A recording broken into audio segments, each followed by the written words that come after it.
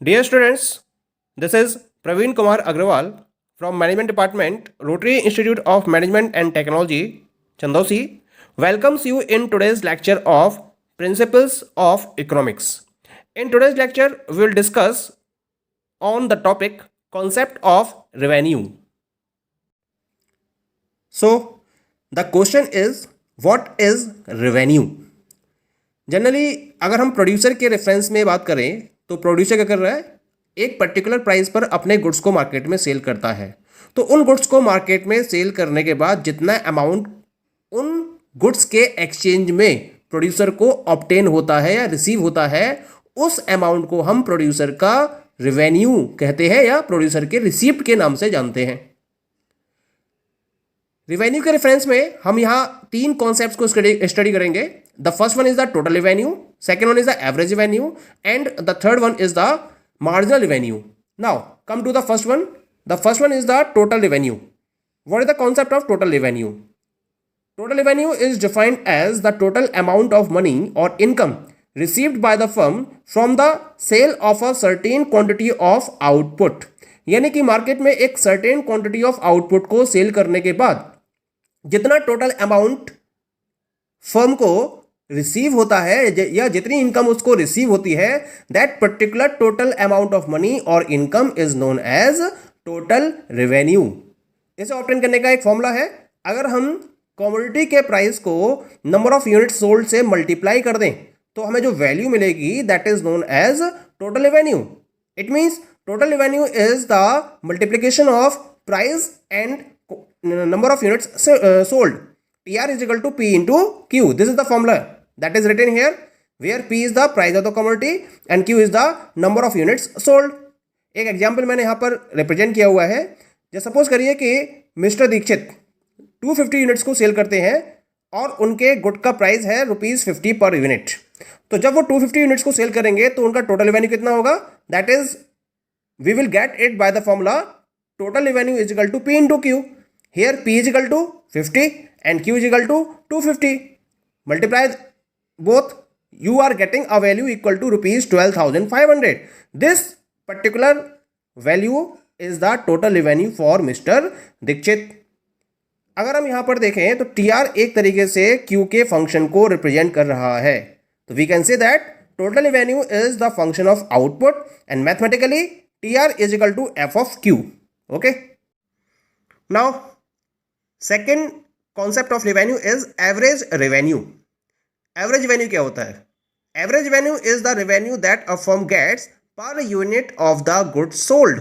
यानी कि एक यूनिट गुड को सोल्ड करने के बाद जितना रेवेन्यू फर्म को मिलता है उसे हम फर्म का एवरेज रेवेन्यू के नाम से जानते हैं।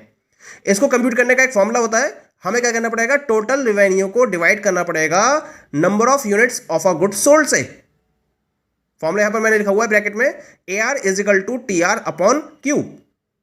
Total revenue is divided by the number of units sold. In this way we are getting average revenue. The formula for TR is P into Q।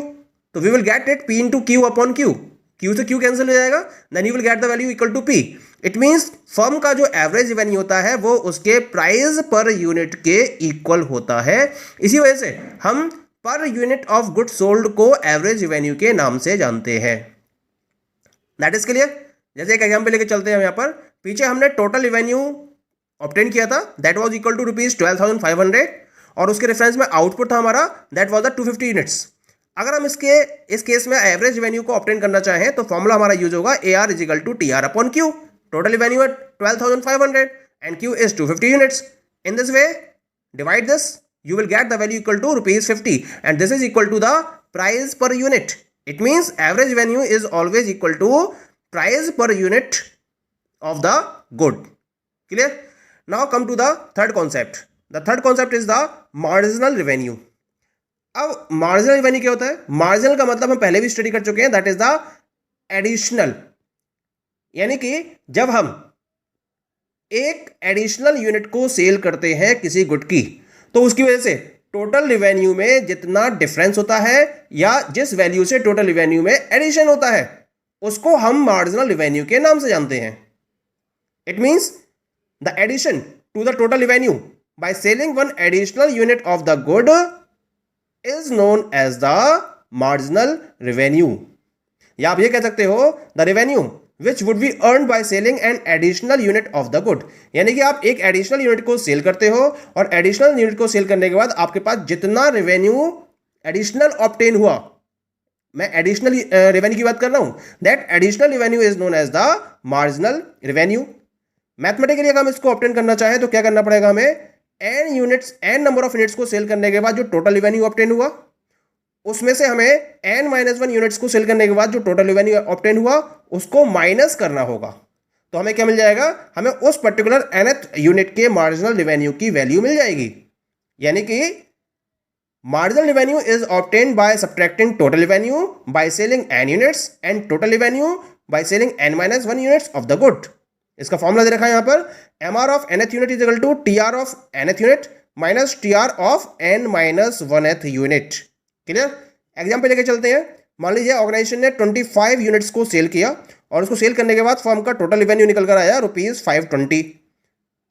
इससे पहले जब 24 यूनिट्स सेल करी थी ऑर्गेनाइजेशन ने तो उसका टोटल रेवेन्यू था equal to ₹510. यानी कि जब 25th यूनिट को इंप्लीमेंट किया गया या सेल किया गया तो उसका मार्जिनल रेवेन्यू कितना निकल के आएगा, that is tr of 25 minus tr of 24. tr 25 कितना है 520 और tr 24 यूनिट्स का कितना है 510, माइनस कर दिया, then this is the value of equal to ₹10. तो this is the marginal revenue of 25th unit. Okay.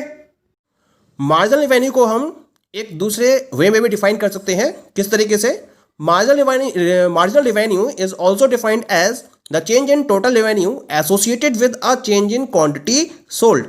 यानी कि जब हम क्वांटिटी सोल्ड में चेंज करते हैं तो उसकी वजह से टोटल रेवेन्यू में जो चेंज होता है उसके रेशियो को हम मार्जिनल रेवेन्यू के नाम से जानते हैं. The formula will be mr is equal to delta tr upon delta Q, where delta tr is equal to change in total revenue and delta Q is equal to change in quantity sold.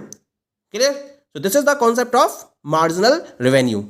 Now we will talk about the next topic, that is relationship among TR, MR and AR under perfect competition. हम यहाँ दो competition की बात करेंगे. पहला है perfect competition और दूसरा है इम्परफेक्ट कंपटीशन. दोनों ही केस में TR, MR और AR के रिलेशंस अलग अलग तरीके से डिफाइन किए जाएंगे. तो पहले हम बात करते हैं परफेक्ट कंपटीशन की, कि इस पर्टिकुलर टाइप के कंपटीशन में इन तीनों के बीच में क्या रिलेशन होता है. परफेक्ट कंपटीशन, जैसा कि हम जानते हैं परफेक्ट कंपटीशन के बारे में कि इसमें large number of buyers and large number of sellers available होते हैं और जितने भी सेलर्स हैं वो तो क्या कर रहे होते हैं, वो होमोजीनियस प्रोडक्ट को सेल कर रहे होते हैं. यानी कि आइडेंटिकल प्रोडक्ट होता है ये, जिसमें किसी भी तरीके से कोई भी डिफ्रेंसिएशन नहीं होता है. अब क्योंकि होमोजीनियस प्रोडक्ट है, इसका मतलब जो प्राइस है प्रोडक्ट के वो सेलर्स डिटरमाइन नहीं करते हैं, बल्कि मार्केट मैकेनिज्म डिसाइड करती है. यानी कि मार्केट के डिमांड फोर्सेस और मार्केट के सप्लाई फोर्सेस के बेसिस पर प्रोडक्ट के प्राइस को परफेक्ट कंपटीशन में डिटरमाइन किया जाता है. और जितने भी सेलर्स हैं वो सभी क्या करते हैं, इसी पर्टिकुलर प्राइस पर अपने प्रोडक्ट को सेल करते हैं. कोई भी इस प्राइस से ज़्यादा या इस प्राइस से कम पर अपने प्रोडक्ट को सेल नहीं कर सकता. और इस प्राइस पर चाहे वो ज़्यादा क्वांटिटी सेल करें या फिर कम क्वांटिटी सेल करें, इट इज़ डिपेंडिंग, लेकिन प्राइस में चेंज नहीं कर सकते हैं. इसका मतलब प्राइस क्या रहेगा, फिक्स रहेगा, प्राइस कांस्टेंट रहेगा. जब प्राइस कांस्टेंट होगा तो एवरेज रेवेन्यू भी क्या हो जाएगा, कांस्टेंट होगा. इसका मतलब क्या होगा, जैसे जैसे हम आउटपुट को इंक्रीज करेंगे टोटल रेवेन्यू तो इंक्रीज होगा, लेकिन वो कांस्टेंट रेट से इंक्रीज होगा. क्लियर.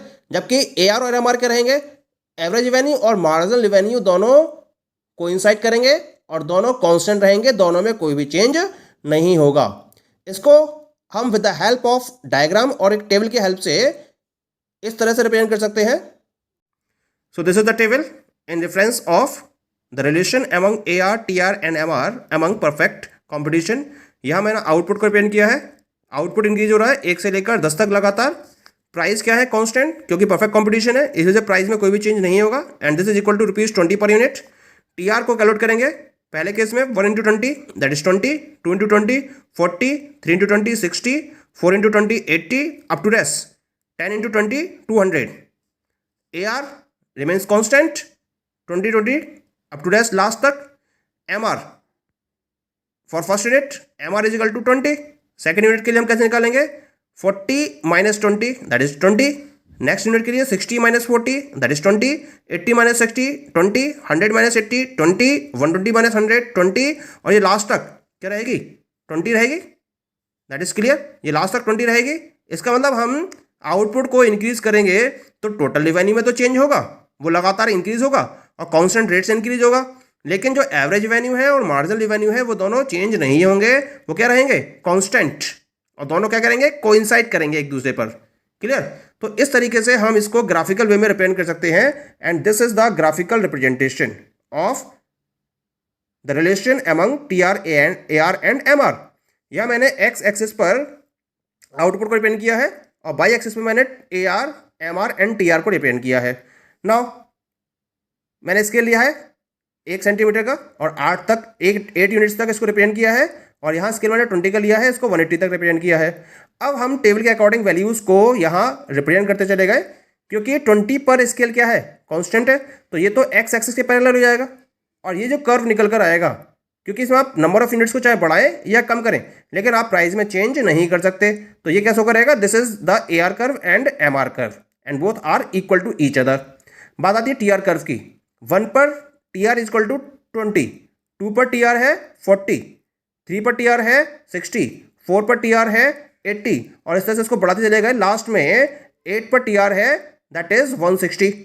तो इन दिस वे जब हम इन सारे पॉइंट्स को ज्वाइन करेंगे एक दूसरे से तो we get a particular curve. This straight line curve is known as the total revenue curve. And what you are looking here कि ये एक कांस्टेंट रेट से इंक्रीज हो रहा है. कांस्टेंट का मतलब क्या होगा कि इनका जो डिफरेंस है एडिशनल यूनिट्स का जो डिफरेंस है वो क्या है कांस्टेंट है, यानी कि मार्जिनल रेवेन्यू कांस्टेंट है. इसी वजह से जब मार्जिनल रेवेन्यू कांस्टेंट होता है तो टोटल रेवेन्यू हमेशा कांस्टेंट रेट से बढ़ रहा होता है या फिर घट रहा होता है, क्योंकि यहाँ इंक्रीज हो रहा है तो ये कांस्टेंट रेट से इंक्रीज हो रहा है. तो this is the relation among TR AR and MR under perfect competition. Okay, thank you.